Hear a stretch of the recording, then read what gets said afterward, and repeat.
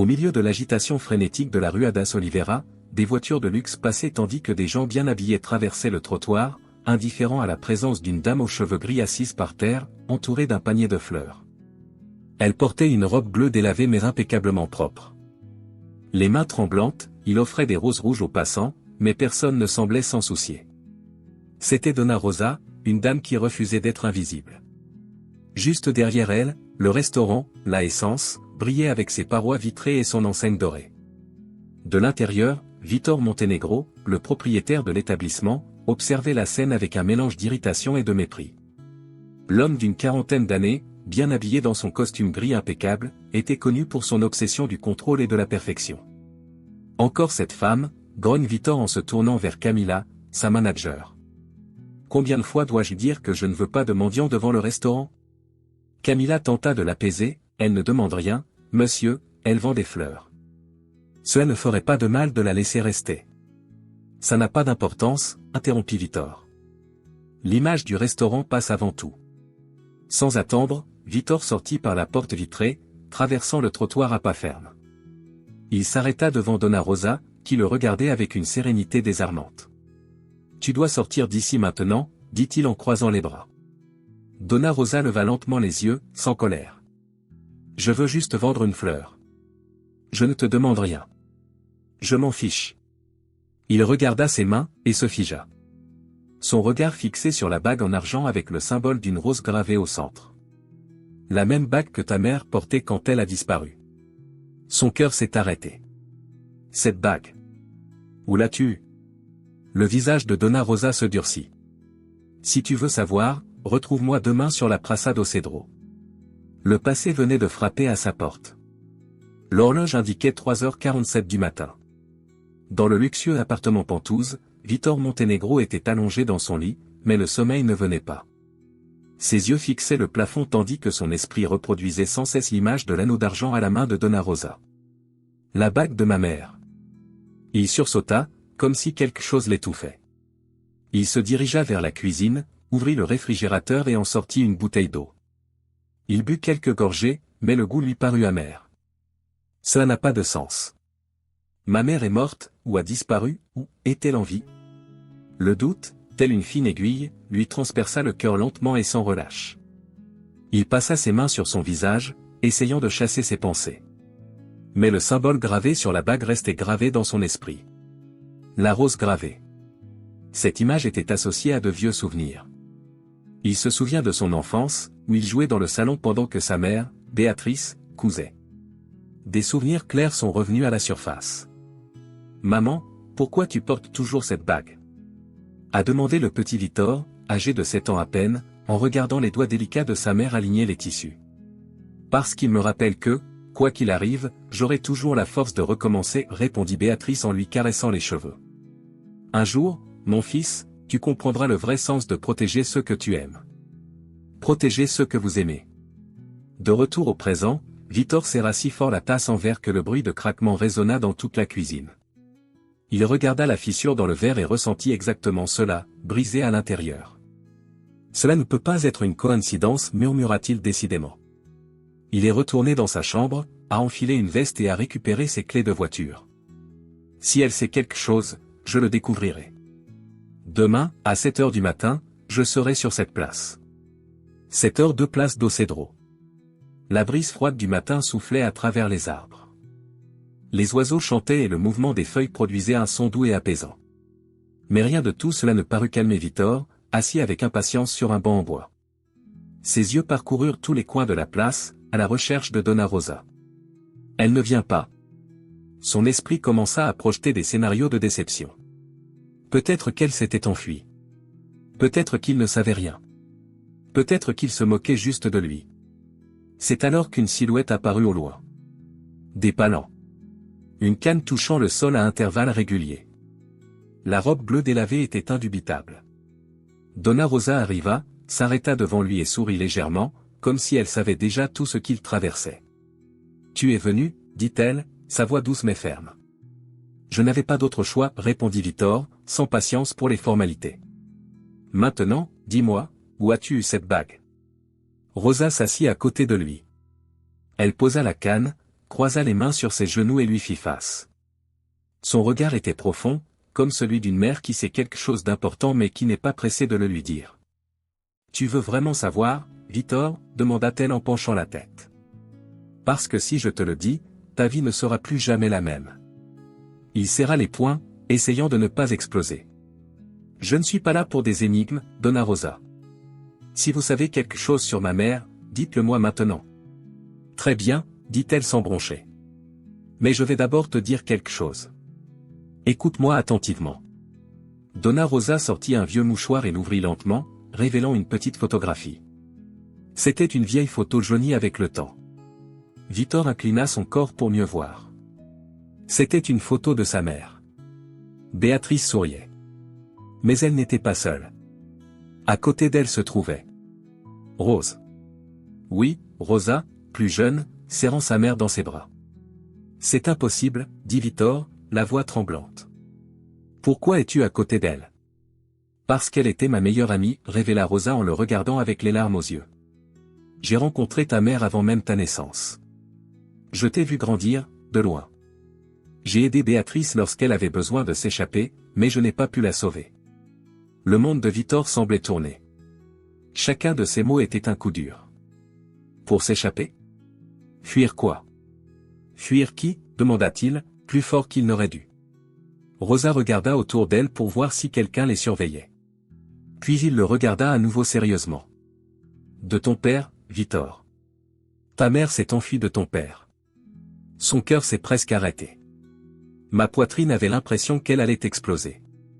Cela n'a aucun sens, dit-il en secouant la tête en signe de déni. Mon père. Mon père est mort en essayant de la retrouver. Il l'aimait plus que tout. Non, mon fils, dit Rosa d'une voix presque maternelle. Ton père n'a pas essayé de te retrouver. Il a essayé de la faire taire. Ces mots furent comme un coup de couteau dans la poitrine. Le sang de Victor se glaça et il sentit un frisson lui parcourir la colonne vertébrale. Non, tu mens, dit-il en reculant sur le banc. Ça ne peut pas être vrai.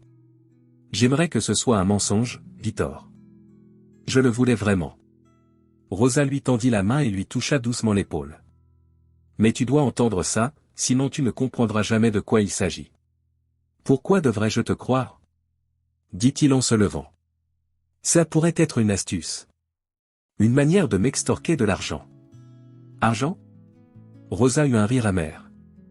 Si je voulais de l'argent, j'aurais vendu les documents. Mais je ne l'ai pas vendu. Je l'ai sauvegardé. Depuis 20 ans. Quels documents?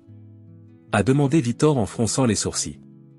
Les documents que ta mère m'a donnés la nuit de sa disparition. Rosa a regardé Victor droit dans les yeux. Des papiers prouvant que votre père était impliqué dans du blanchiment d'argent, des pots de vin et d'autres choses encore pires.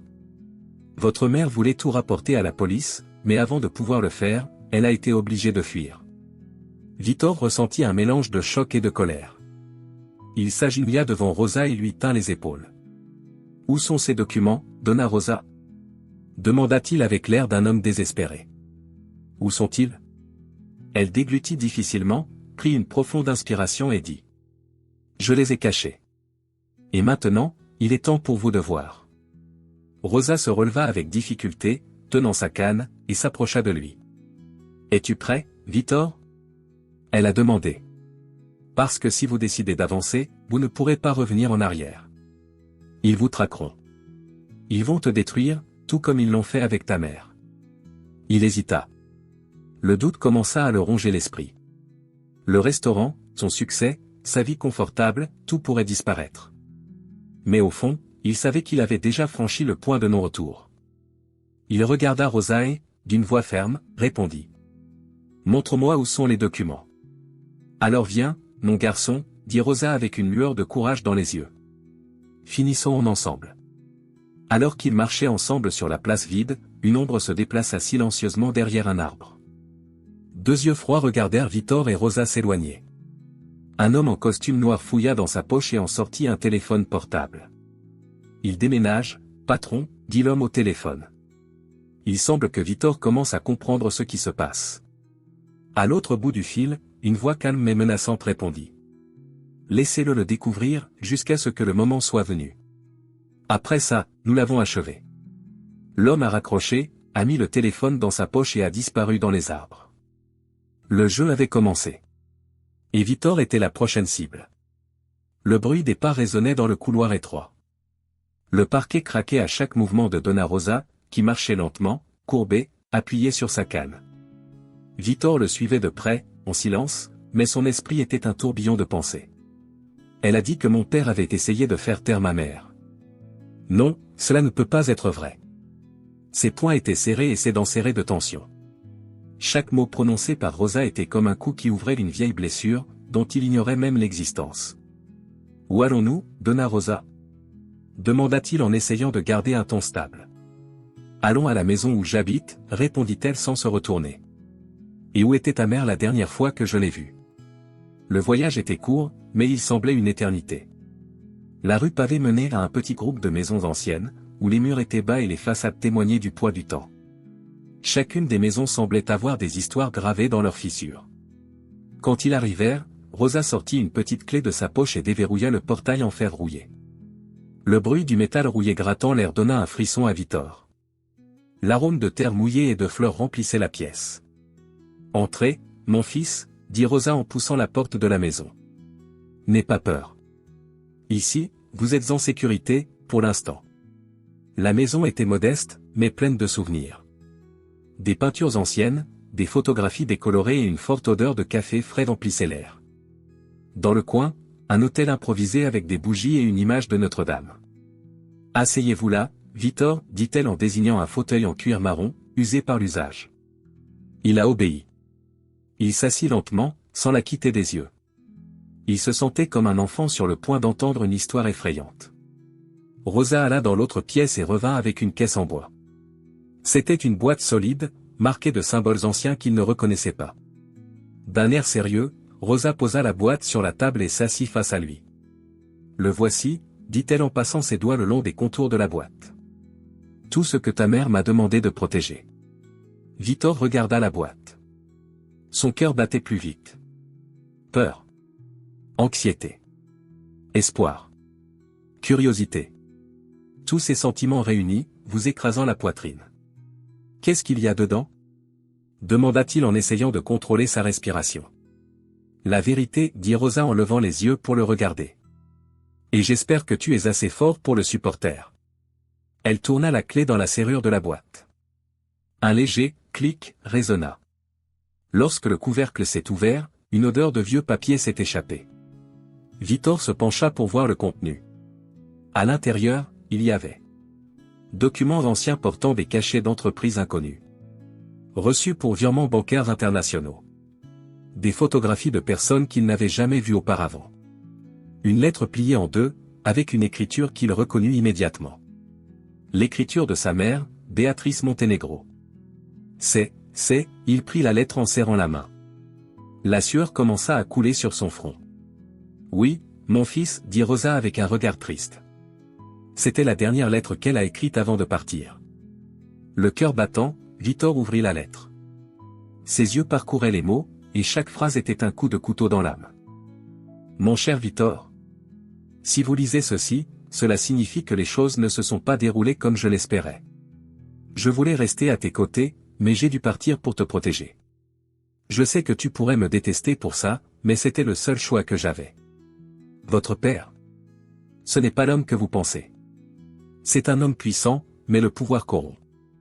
J'ai découvert des choses qu'il n'avait jamais voulu que je sache. Des choses qui peuvent nous détruire. J'ai essayé de me battre, mais j'ai réalisé que je ne pouvais pas l'affronter de front. Rosa s'occupera de toi si je ne peux pas revenir. Faites-lui confiance. Faites-lui confiance comme vous me feriez confiance. Souviens-toi, Victor, le véritable amour ne t'abandonne pas, il se sacrifie. Avec tout mon amour. Maman. Victor serra la lettre contre sa poitrine et ferma les yeux. Il n'a pas pu retenir ses larmes. Il pensait à sa mère toutes ces années, pensant qu'elle l'avait abandonné. Il a grandi en croyant qu'elle ne l'aimait pas assez pour rester. Maintenant, il connaissait la vérité, elle s'était sacrifiée pour lui. Rosa posa sa main sur son épaule, la serrant légèrement. « Maintenant tu comprends, n'est-ce pas ?» dit-elle. « Ta mère ne t'a pas fui, Victor. Elle s'est enfuie pour toi. La colère commença à monter en lui. Mais ce n'était pas de la colère contre sa mère. C'était de la colère contre lui-même. De ton père. De tous ceux qui connaissaient la vérité et le laissaient croire au mensonge. Pourquoi personne ne me l'a dit avant?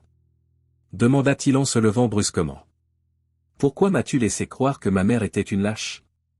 Parce que tu étais un enfant, Victor. Dit Rosa en élevant la voix pour la première fois. Tu n'aurais pas compris. Et plus encore, nous aurions mis votre vie en danger. Vous ne réalisez pas? S'il faisait ça à ta mère, que ne te ferait-il pas? Victor sentit ses jambes faiblir. Il se rassit. Il prit une profonde inspiration. Le poids de la vérité lui écrasait les épaules. Alors le restaurant, il a commencé à rassembler les morceaux.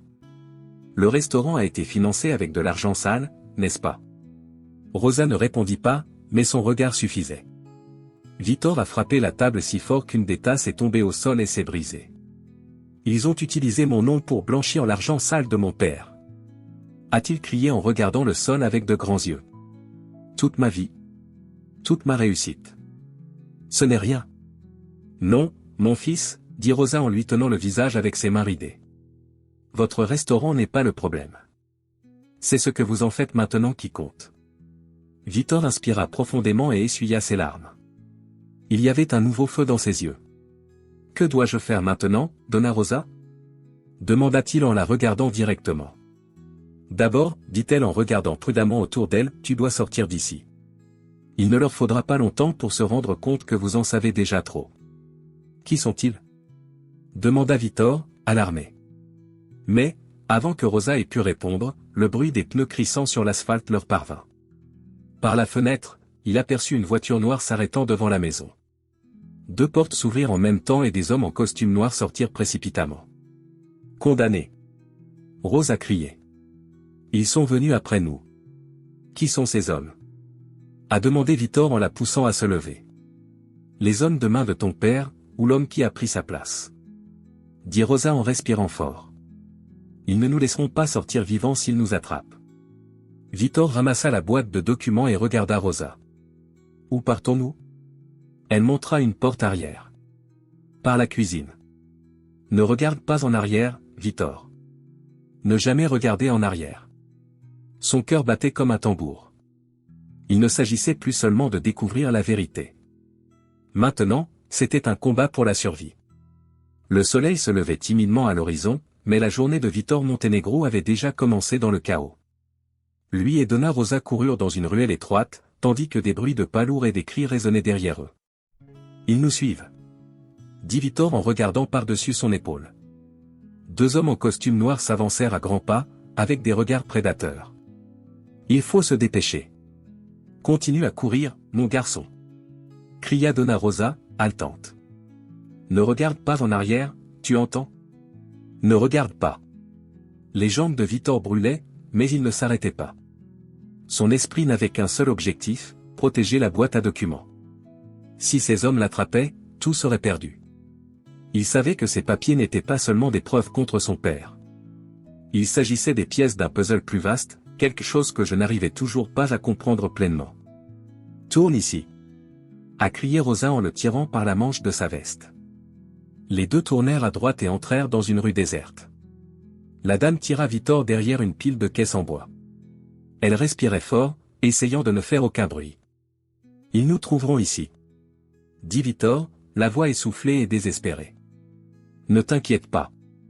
Rosa plaça sa main sur sa bouche, regardant à travers l'espace entre les cartons. Ils ne sont pas aussi intelligents qu'il y paraît. Les pas des hommes se rapprochèrent. Ils entendirent des voix qui se disputaient. Ils se sont retournés ici, j'en suis sûr.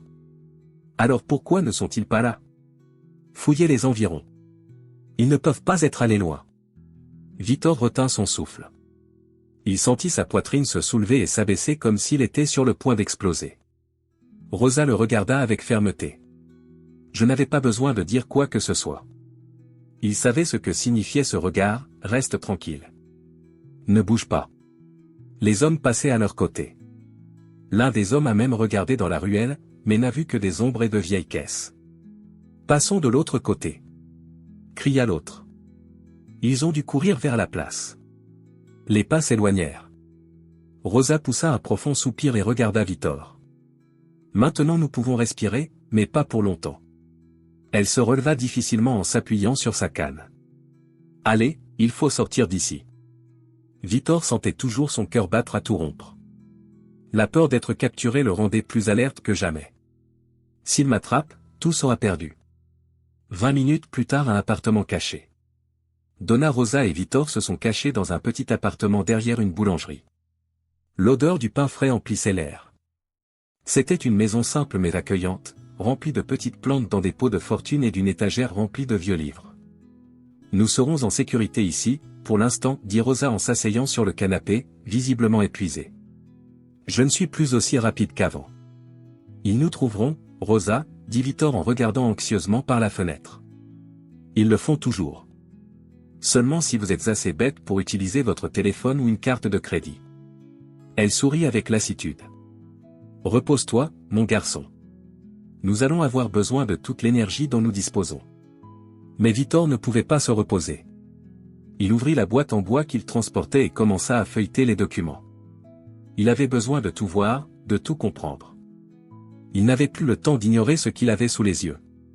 Il y avait des documents de virements bancaires provenant de comptes internationaux, des contrats de vente de propriétés hors de prix, de fausses factures et une photo. Il se figea en la voyant. Sur la photo se trouvait son père, Bernardo Montenegro, et deux autres hommes. L'un d'eux était Thomas Faguinde, l'ancien partenaire de Bernardo, mais le troisième homme a été une surprise totale. Il s'agissait de Thomas Junior, l'actuel directeur financier du restaurant La Essence. L'homme qu'il a embauché de ses propres mains. Non. Ce n'est pas possible, Victor se frotta les yeux, essayant de croire que c'était une erreur. Il travaille pour moi. Il est de mon côté. Rosa s'approcha et regarda par-dessus son épaule. Non, mon garçon. Il travaille pour le même homme pour qui il a toujours travaillé, ton père. Le visage de Victor brûlait de colère. Il sentit le sang bouillir dans ses veines. Pendant tout ce temps, Thomas Junior était à leur côté. Je lui ai fait confiance, Rosa. A-t-il crié en jetant la photo sur la table. Je l'ai amené dans mon restaurant. Je le laisse s'occuper des finances. Et tu penses que c'était une coïncidence?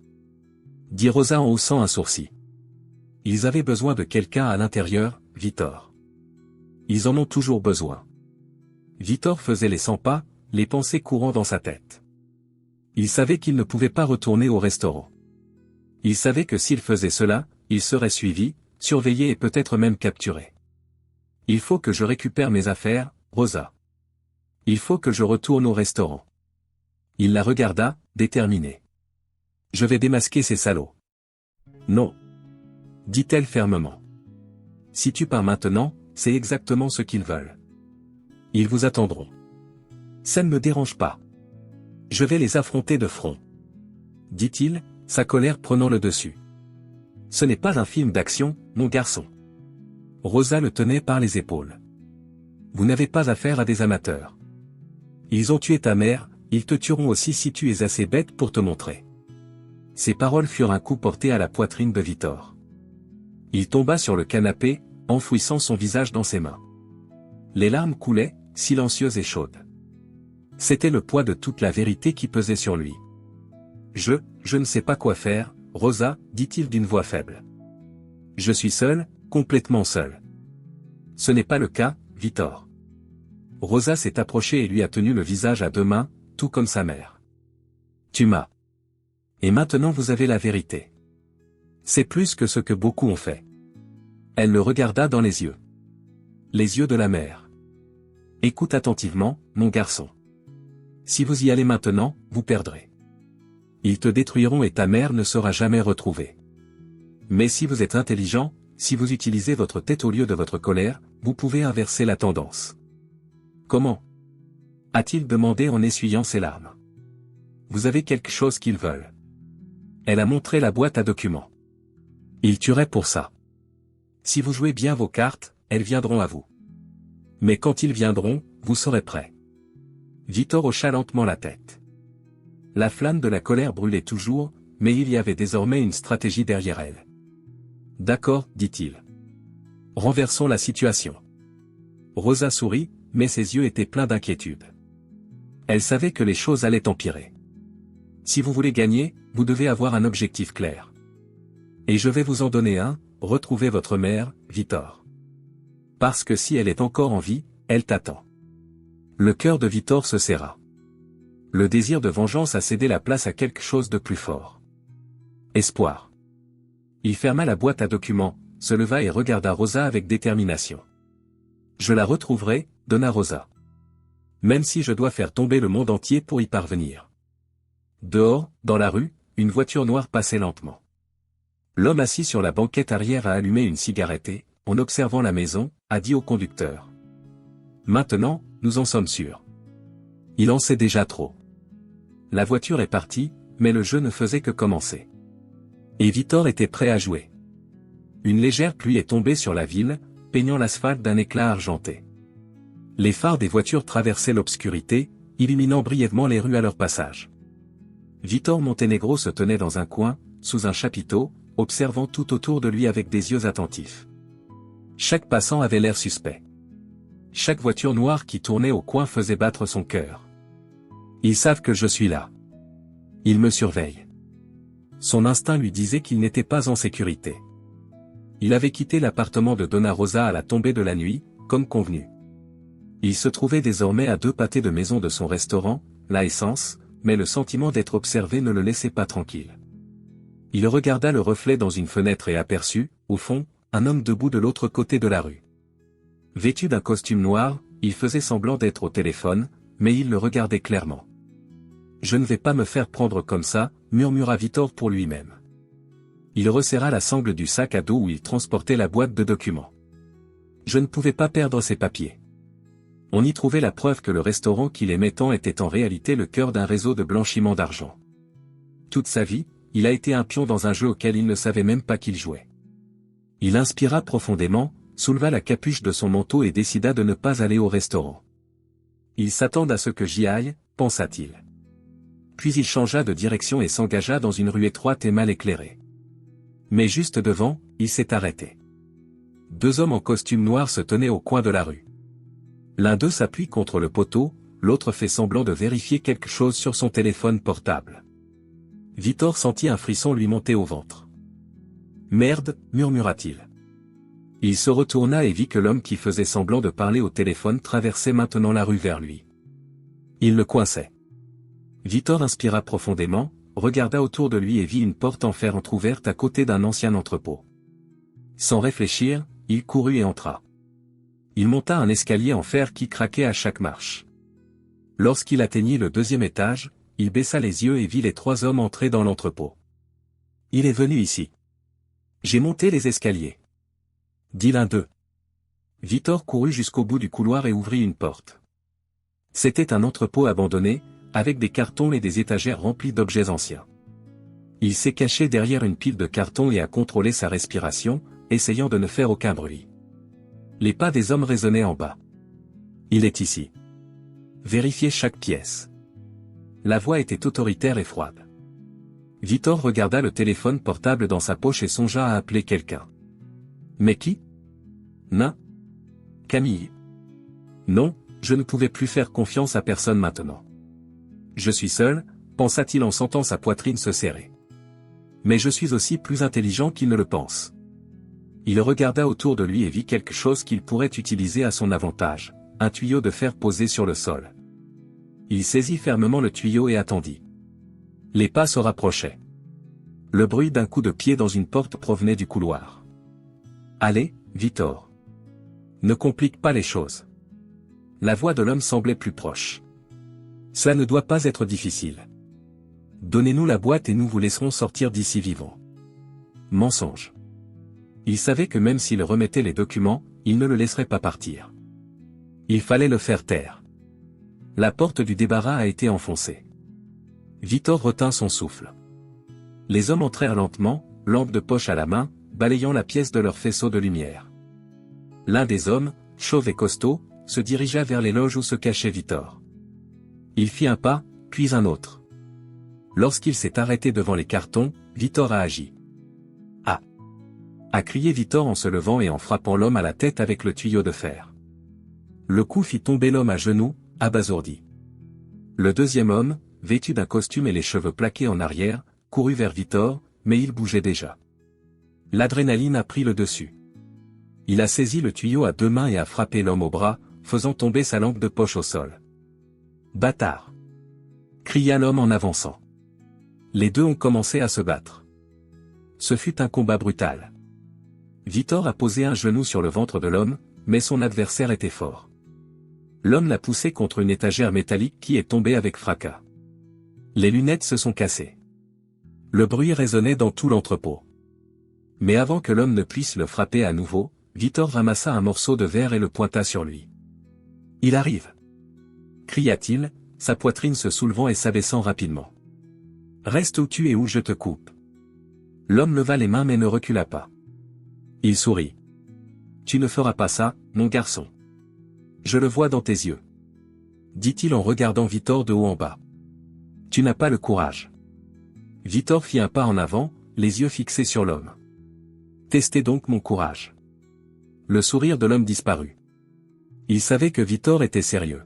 « Cela ne s'arrêtera pas là, Monténégro. » dit l'homme. « Tu le sais. » Victor inspira profondément, les yeux toujours fixés sur l'ennemi. « Je sais. » Il s'est éloigné lentement, mais avant de partir, il a dit, « Envoie un message à ton patron, dis-lui que je chasse aussi maintenant. » L'homme restait silencieux. Victor courut dans le couloir et descendit les escaliers aussi vite qu'il le pouvait. Ses poumons le brûlaient et son esprit était concentré sur une seule chose, ne pas se faire prendre. Victor s'est arrêté dans une rue animée et s'est fondu dans la foule. Il inspira profondément, sentant le goût de la pluie sur ses lèvres. Sa main tenait toujours le sac à dos avec la boîte de documents. Il haletait, mais il ne pouvait pas s'arrêter. Son téléphone portable vibrait dans sa poche. Il ramassa l'appareil et regarda le numéro. Numéro inconnu. Ne réponds pas, dit son esprit. Mais quelque chose en lui disait qu'il avait besoin de l'entendre. Il a répondu. Bonjour. De l'autre côté, le silence n'a duré que 3 secondes. Puis, une voix féminine résonna.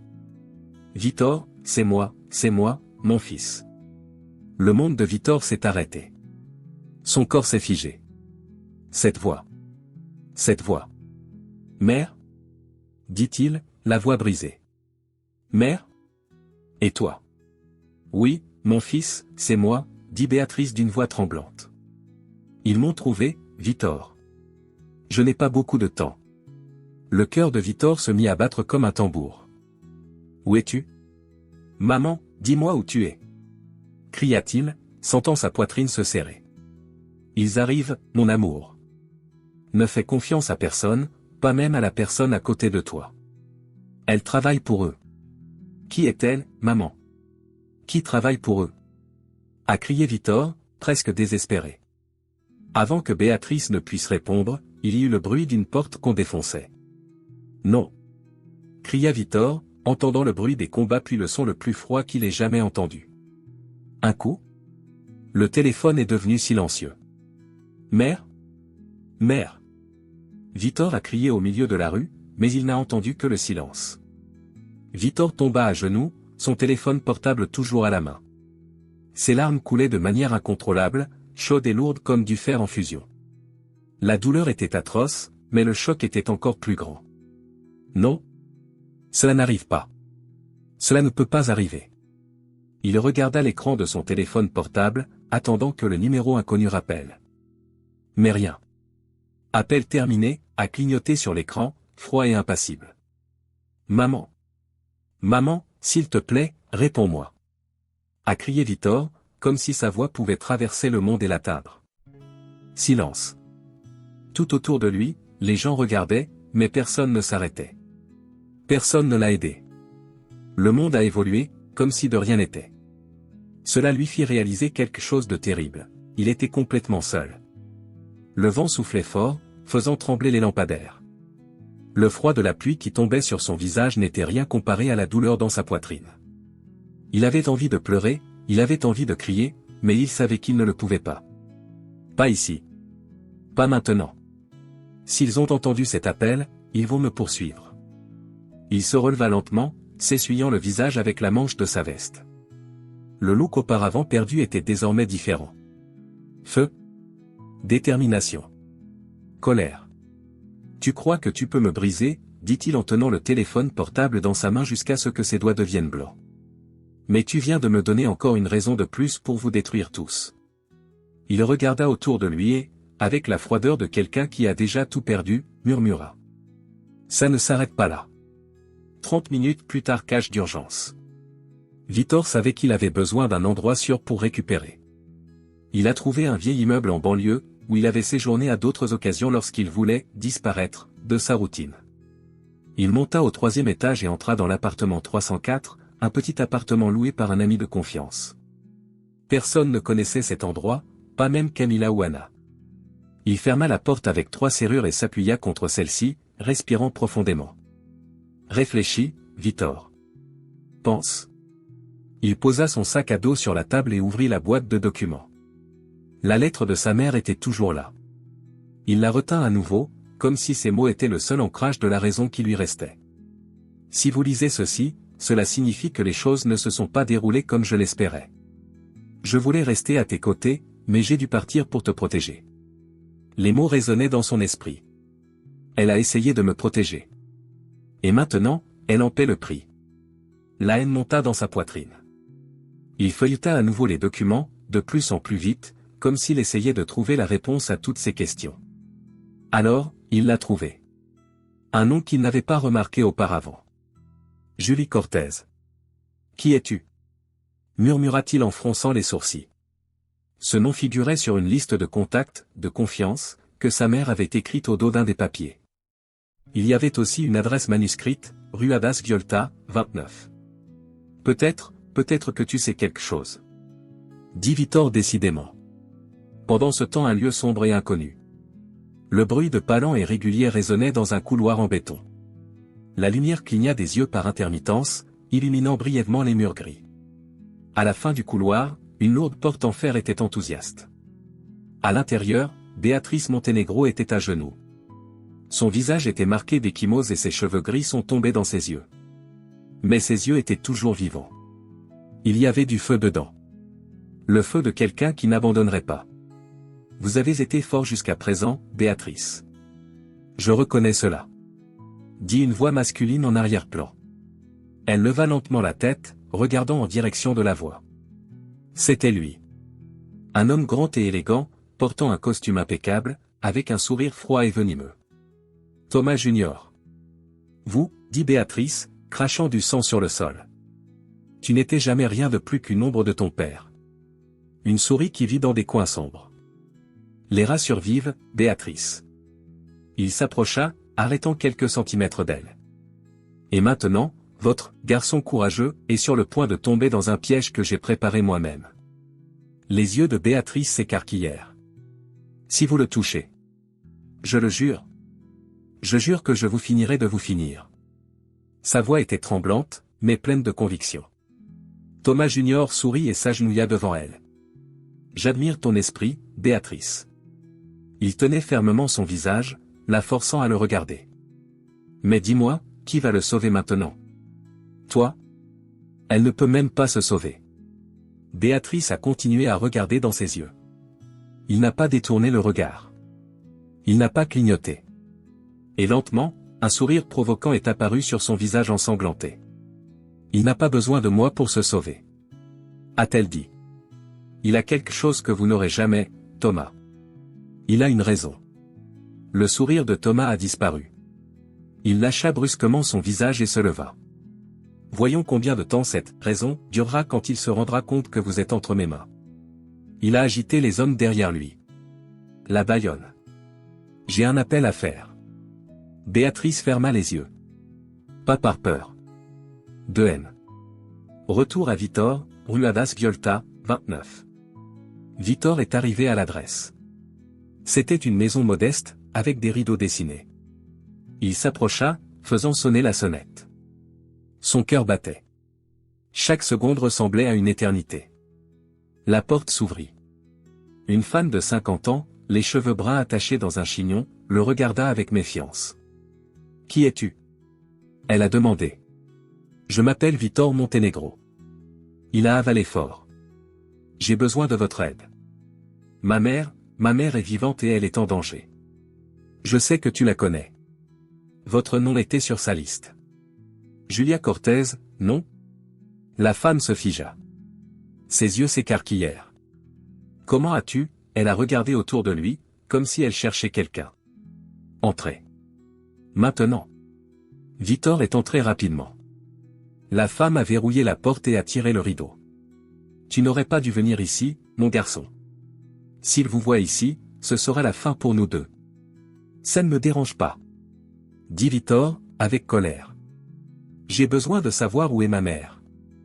Julia se mordit la lèvre et regarda le sol. Sa respiration était lourde. Enfin, elle a dit.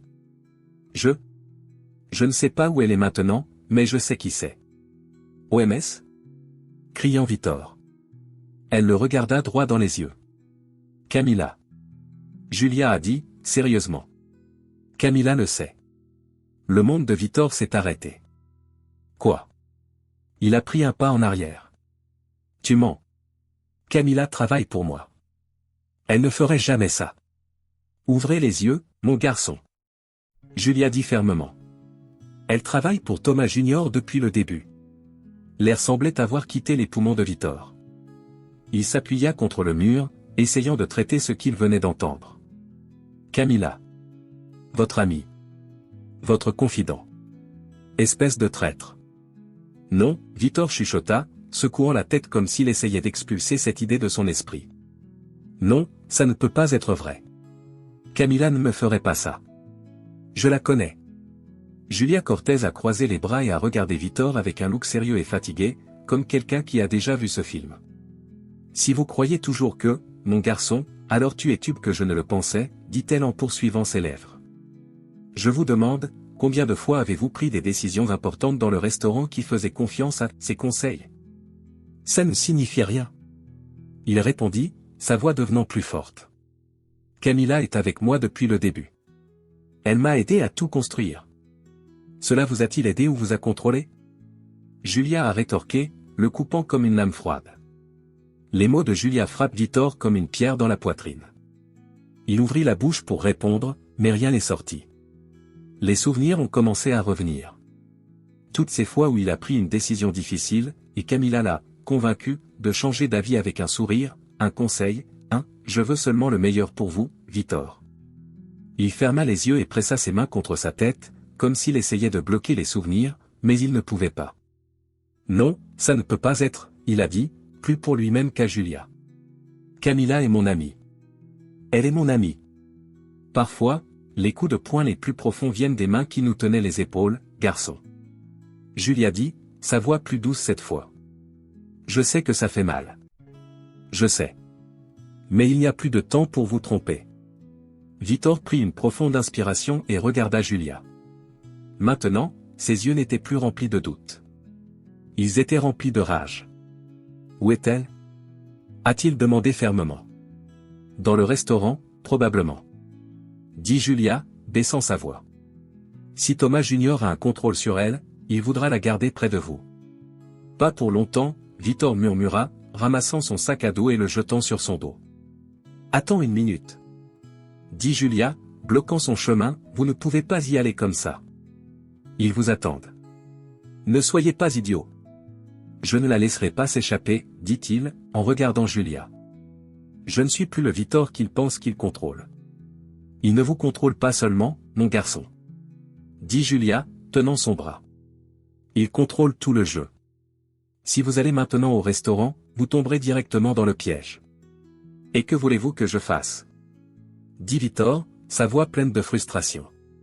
Si t'es attendé pendant qu'il tue ma mère? Julia l'a lentement relâché et l'a regardé avec un regard compréhensif. Non. Je veux que vous jouiez à leur jeu, mais selon vos règles. Victor était silencieux pendant un moment. Il regarda le sol, puis Julia. J'écoute. Qu'avez-vous en tête? 30 minutes plus tard, devant le restaurant, La Essence. Le restaurant était occupé. C'était une nuit de gala, et la luminosité de l'appareil photo éclairait l'entrée. L'événement a attiré des journalistes, des influenceurs et des hommes d'affaires riches.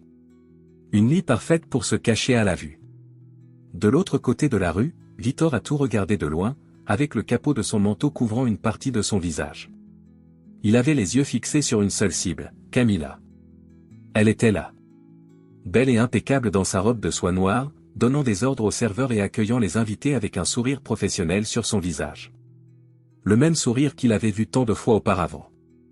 Mais maintenant, il connaissait la vérité. Maintenant, il savait que ce sourire était un masque. « Tu m'as trompé, Camilla », Victor se chuchota, sa mâchoire serra. Son téléphone portable a vibré dans sa poche. C'était un message de Julia. « Si vous entrez comme ça, ils vous attraperont. Besoin d'une distraction. » Il a regardé le restaurant et la camionnette des journalistes s'est garée à quelques mètres. Un plan a commencé à se former dans son esprit. Il savait exactement quoi faire. 10 minutes plus tard. Bombe. Alerte de la bombe. Quelqu'un a crié à l'extérieur du restaurant. La panique a pris le relais. Les invités ont commencé à courir. Les éclairs de l'appareil photo sont tournés vers les portes du restaurant. Cria des journalistes, les gardes de sécurité ont tenté de contenir la foule. Et, au milieu du chaos, Victor est entré. Avec sa capuche au-dessus de sa tête, il glissa à travers l'entrée principale inaperçue.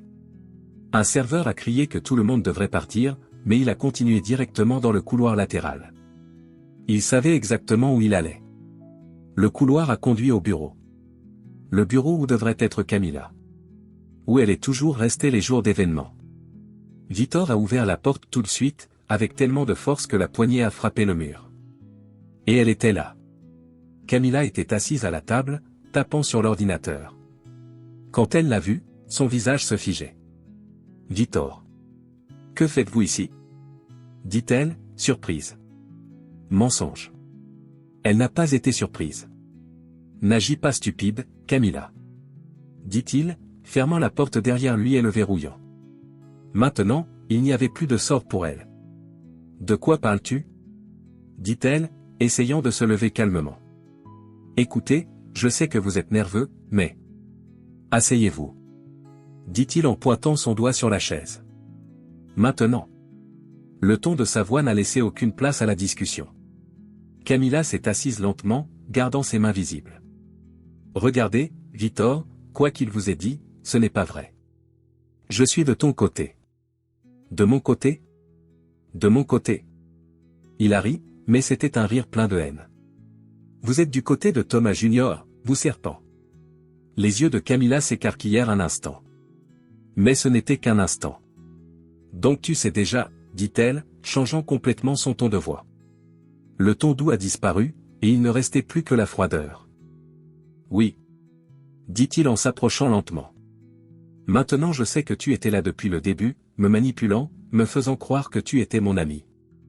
J'étais ton ami, Victor. Dit-elle, avec un regard sincère. Et je le suis toujours. J'avais juste besoin de faire ce qui était nécessaire pour survivre. Survivre ? Est-ce ce que vous appelez la survie ? Trahir ceux qui vous font confiance ? Cria-t-il, claquant ses mains sur la table, rapprochant son visage du sien. Tu es mort avec moi, Camilla. Mort ? Elle était silencieuse, son visage pâle. Mais avant qu'il ne puisse dire autre chose, le téléphone portable de Camilla a vibré sur la table. Victor a regardé l'écran. Appel de Thomas Junior. Le monde semblait s'arrêter. Victor a regardé Camilla et, cette fois, elle n'a rien dit. Elle savait qu'il savait déjà tout. Victor a pris son téléphone portable, a répondu à l'appel et a juste dit. Je viens pour toi, Thomas. Et il n'y aura pas de place dans le monde où vous pourrez vous cacher. Il a raccroché et a jeté le téléphone portable sur le sol, le cassant. C'est fini, Camilla. Et vous regardez tout à partir d'une boîte. Le jeu avait changé. Et maintenant, Victor était le chasseur. Après avoir affronté Camilla au restaurant, Victor décide de l'utiliser à son avantage. Au lieu d'exposer sa trahison, il le garde prêt. Prétendant croire qu'elle est toujours de son côté, Victor lui fait croire qu'il a plus que jamais besoin d'elle. L'idée est simple, utilisez Camilla pour vous rapprocher de Thomas Junior. Il oblige Camilla à organiser une réunion avec Thomas, affirmant qu'il voulait conclure un accord. Au cours de la réunion, Thomas apparaît avec des agents de sécurité armés, mais Victor n'est pas seul. Il prend une caméra cachée et transmet toute la conversation en temps réel à Julia Cortez, qui a des liens avec un journaliste influent. Thomas Jr. révèle que Béatrice est vivant, mais insinue que si Victor ne recule pas, sa mère ne se rendra pas à l'aube suivante. Thomas montre une photo de Béatrice piégée dans un endroit inconnu. Son visage est meurtri, mais ses yeux ont toujours la même force qu'auparavant. Victor sent sa colère se lever comme un volcan sur le point d'exploser. Avant que Thomas ne remarque la caméra cachée, Camilla lui envoie subtilement un message. Attention. Ils savent tout. À ce moment, Victor se rend compte que Camilla n'a jamais été de son côté. Il se retient, avale sa colère et, avec un sourire forcé, dit à Thomas. C'est bon, Thomas. Tu as gagné, mais je veux une chose. Je veux voir ma mère de mes propres yeux avant d'accepter ses conditions. Thomas sourit comme un prédateur qui voit sa proie fatiguée et dit. Je savais que tu céderais. De là, Thomas promet que Béatrice sera emmenée dans un endroit sûr, afin que Victor puisse la voir, mais Victor sait que cet endroit sûr sera un piège. Victor se prépare à la réunion avec sa mère. Mais cette fois, il ne va pas seul. Il fait équipe avec Julia Cortez et une vieille connaissance de sa famille, Rafael Ortega, ancienne détective et amie de Béatrice qui a été enlevée après avoir tenté d'exposer Bernardo Montenegro il y a des années. Rafael, qui travaille maintenant dans l'ombre, accepte d'aider Victor.